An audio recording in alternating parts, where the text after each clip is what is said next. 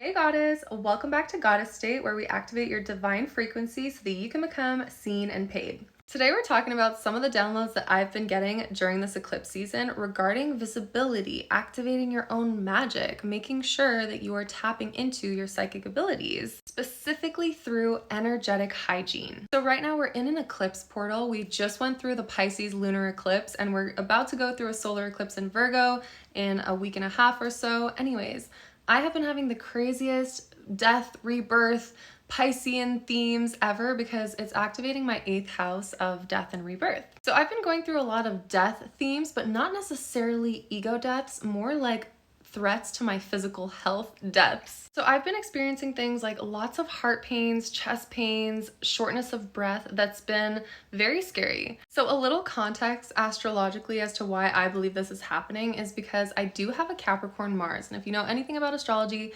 Capricorn Mars is exalted, which means it is kind of like Mars themes, but on steroids. So this just means that my Mars can be pushed to its limits, and often I do push myself beyond control. I have this type of work capacity where I can just push and push and push and, disregard my body's signals and be like, no, just the next step. Let's go to the next one. Keep going. As a result, this insane exalted energy can really work against me when I'm not working with it and I'm using it to kind of bypass my body's subtle cues, like when to rest or when to slow down or when to take it easy. My Capricorn Mars is like, no, we're blessed with all this fucking energy. Let's go till we burn out completely. And all that to say is I go through these cycles of just insane work output, but then I hit a wall and I crash and burn.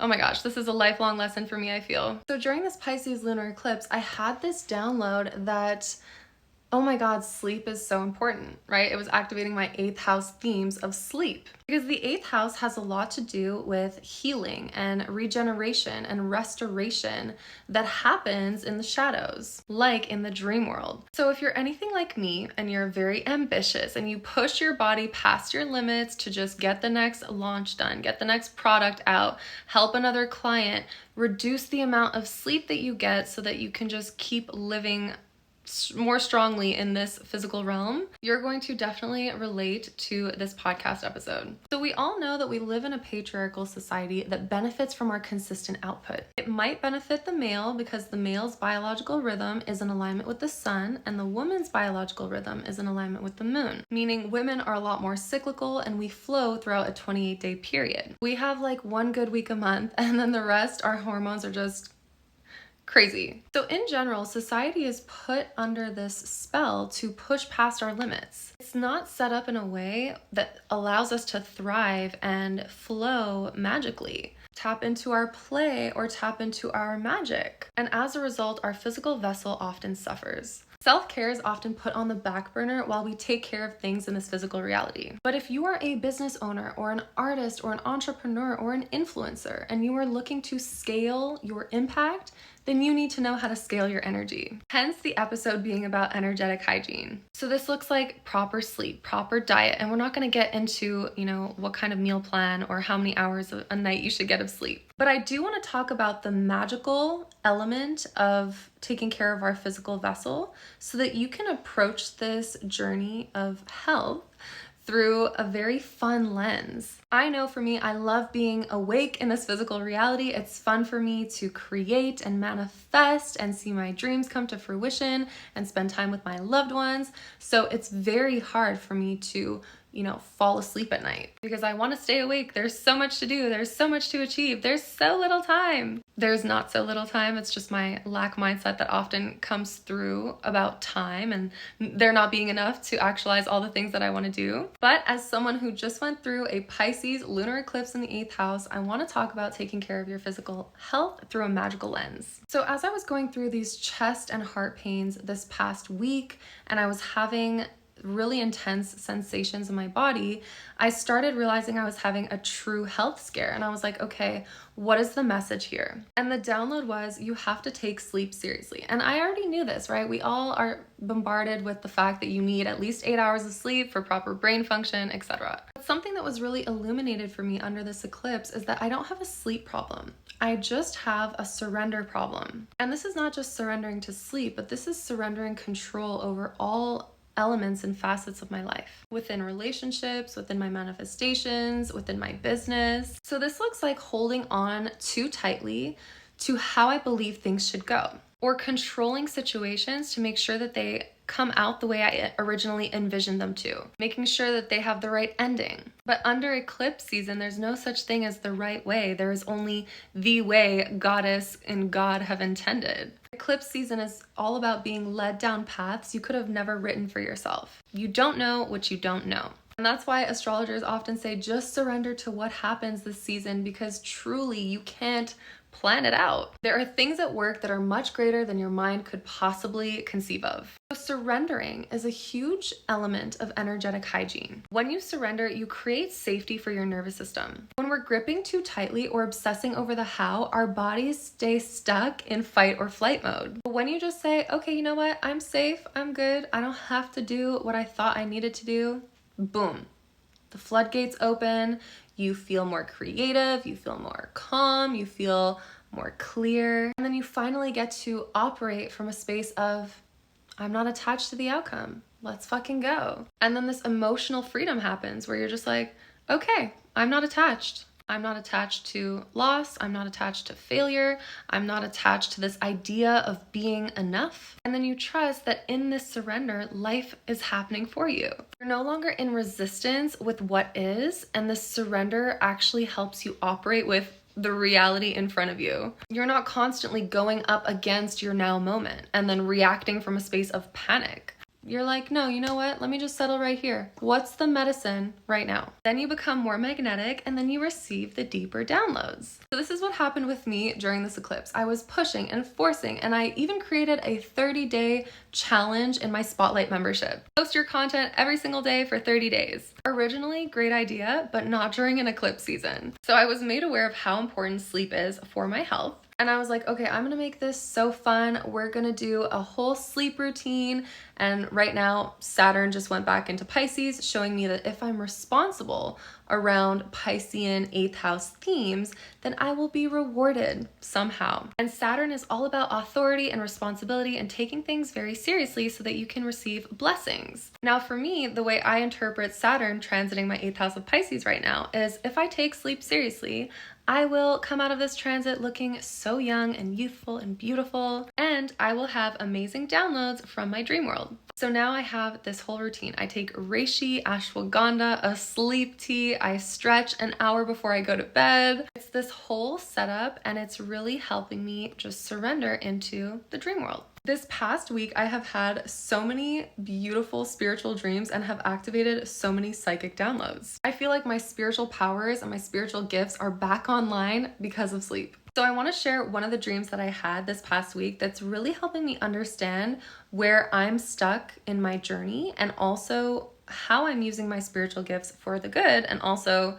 not so good. So in one of my dreams, I was basically time traveling and I had 3 or 4 friends with me, but we had someone that was chasing us and they wanted my laptop. My laptop in real life is very magical. All of my technology is magical. I do all of my magic through technology. And so all of the friends that I was with in my dream, they were like, we have to go back, send us back to the past. We want to go there now. It's imperative. And I actually had the wand in my dream and I was like, okay, well, I can easily just send you guys back. No worries. So I kind of did my bippity boppity boop to each person and was like, okay, you go back, you go back, you go back, and everyone successfully went back in time. Now, as soon as this person was running up to me to retrieve my laptop, I actually pointed the wand at myself and I was like, okay, let me go back, and it wasn't working. The wand wouldn't work on me. My own magic would not work on me. And so the guy ended up getting the laptop and we kind of went back and forth, grabbing it out of his hand, me fighting with this person. I don't know what happened with the laptop. All I know was the spiritual message was my wand did not work on myself. So this obviously showed me like, hey, you are great at transforming other people and giving them the codes and the gifts and the magic. But my girl, you got to turn all of that beautiful magic back into yourself. And the download was, what makes you feel magical? And it's my art. And I was like, oh, okay. She's got to get back into art and also tarot and also just the magic that I love to do. That tends to not happen when I'm being of service to others.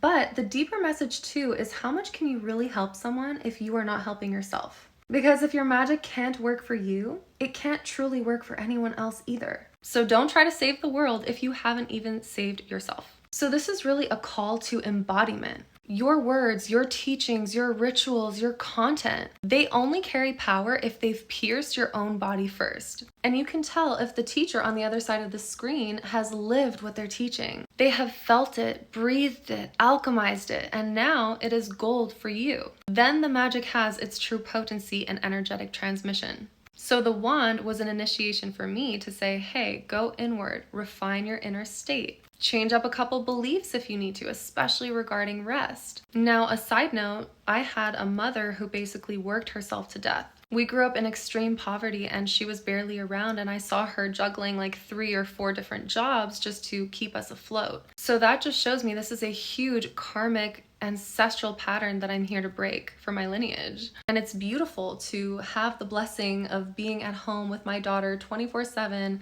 and chill and have this life of non-hustle. But mothering is a 24/7 job, we all know this. And if you are a mother and running a business, energetic hygiene is even more important for you. Like, we have to remember how important self-care is on this journey, because self-care is not about vanity, it's truly about being a leader. The way you treat yourself, other people will treat you. If you obsess over your appearance, I guarantee you, people are going to start showing up in your reality looking hella fire. And apparently, we as humans, what we are drawn to and what we naturally find beautiful is not even an attractive thing, it's a health thing. We are attracted to health, so whether that's glowy skin or bright eyes or a youthful spirit, muscles or good teeth, I don't know. It all has to do with energetic hygiene. Like, it takes energy to care for yourself like this, to spend time and energy with your self-care rituals, whether that's a salt bath or, putting lotion all over your body. For me, that's doing my hair and putting my makeup on every day, or whenever I'm filming content or going somewhere, because it makes me feel energetically aligned with my manifestations. So you also want to dress for the person who has the life that you want. Do you want to be a YouTuber? Do you want to wear wigs? Do you want to be a pop star and look glamorous? Whatever it is, dressing your avatar up will shift your energy.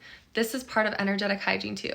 And like we said, this world isn't built upon helping us thrive. Oftentimes, especially if you have a 9-to-5 or if you're going to a place that, doesn't make you feel good energetically, it's really important that you carve out time in your day to reconnect with source. And we usually do that through our art. So taking your art seriously or taking your business seriously. Finding a way to shift from a life that you don't like into your dream. And you do this by not treating your dream as a hobby. Start looking at whatever it is that you're trying to manifest as very fucking serious. Part of energetic hygiene is realizing that if you do not come back to your own energetic frequency, you will be wearing that of others. Energy accumulates if it's not rinsed or cleared away. So you'll start to feel other people's projections or collective fear, or maybe even your own looping thoughts. So if you don't clear these, you start mistaking these energies as your true frequency. Part of energetic hygiene is remembering you have your own core frequency that's rooted in source. And source, creation, the goddess frequency, is creative and expansive and free and always tapped into play. There's magic in every moment when you just silence the noise, because you have a specific mission here on earth that you need to tune into. And that means putting a spotlight on what that is. And this is exactly the work that we do in my Spotlight membership. So if you love these conversations, we do these twice a month. And you also get access to my Icon Formula course, which will blow you the fuck up online. Because I love helping people build brands that are rooted in magic. So notice whenever you start to feel off, right? If life is just taking over and you feel like, I'm not really feeling like myself, come back to hyper presence. And remember that you are a transmitter. You're not a sponge. You are not here to absorb every piece of news information, every headline, every tragedy. No. Because you cannot scale your business, your visibility, your creativity if your energy is constantly leaking. You want to be able to expand without burning out, so you need to know what drains your energy. So for me, I know that I'm an ambivert, and being around people, it depends on whether or not they're going to drain my energy or whether or not they're going to give me energy. Chances are, if I'm around people who love talking about really deep topics like spirituality, like awakening or building a business or something that really gets my spirit elevated, I will love that. That will give me energy. But as we know, a lot of people aren't on that frequency, so it's more matrix talk, or did you watch this show? Did you see this headline, etc., etc. So then we get into the realm of social hygiene. Be mindful of who you share space with, whether this is online or offline. Unfollow accounts that trigger comparison, or that don't make you feel good, or that make you just spiral for no reason. I really only follow people who are confident and rich as fuck, and also astrologers, because I'm very clear on what I like and I don't really need to listen to anything else. Then we get into thought hygiene. You want to notice the mental junk food that you're consuming. You'll notice if your mind is being poisoned or if you have toxic thought habits, especially right before bed. It's really interesting because sometimes if I have like a bad day and I just doom scrolled for too long, I notice that right before bed, my mind will play really negative videos that I saw throughout the day. And right before bed is when we're the most impressionable, right? Because we're entering those theta, delta brainwave states where our minds are malleable and we can definitely change our whole subconscious mind right before bed. So notice what's happening with your mind right before bed and take advantage of those brainwave states by playing audio tracks to reprogram your mind. I mean, doing this has changed my life drastically. I used to struggle heavily with depression and anxiety, and then I would mask it heavily with addiction, usually using weed. But ever since I started subconscious reprogramming, I don't struggle with any of that anymore. Maybe anxiety in a social context, but not enough to where I need to escape or mask, etc. Then environmental hygiene, making sure your environment is just so beautiful and appealing to the senses. Clear the clutter in your space, burn herbs or incense, light a candle, open your windows, let the light in, because your room is your aura's mirror and your environment is your mind externalized. So don't you want to feel like you have a beautiful mind?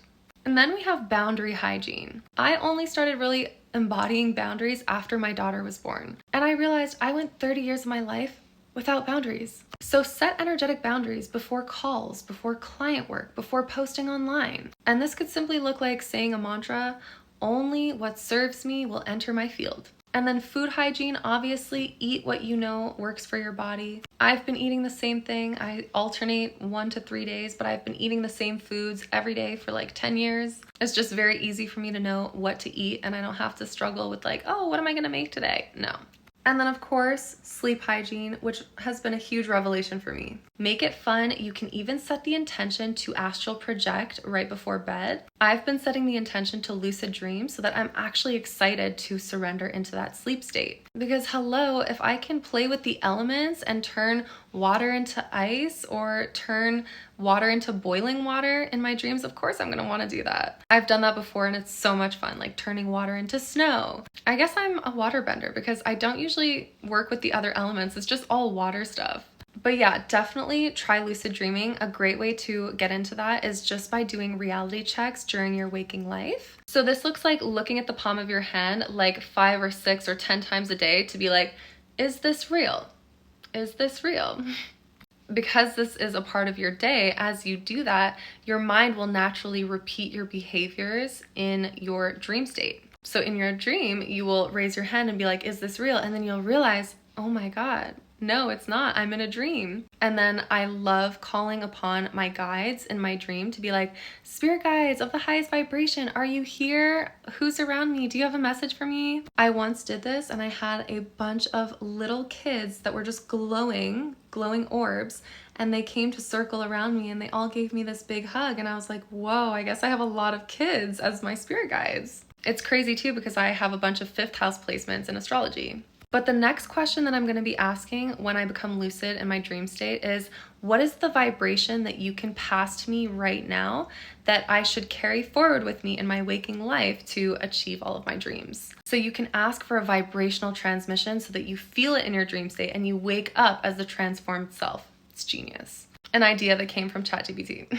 So I hope you guys loved this episode and realize how important energetic hygiene truly is, no matter what journey you're on in life. So be sure to like and subscribe and follow, and also give this podcast a rating. It helps the show reach more people. I appreciate you guys so much. If you want to work with me on your visibility journey and showing up as the goddess you are, all my links are below. I'll see you guys for the next one.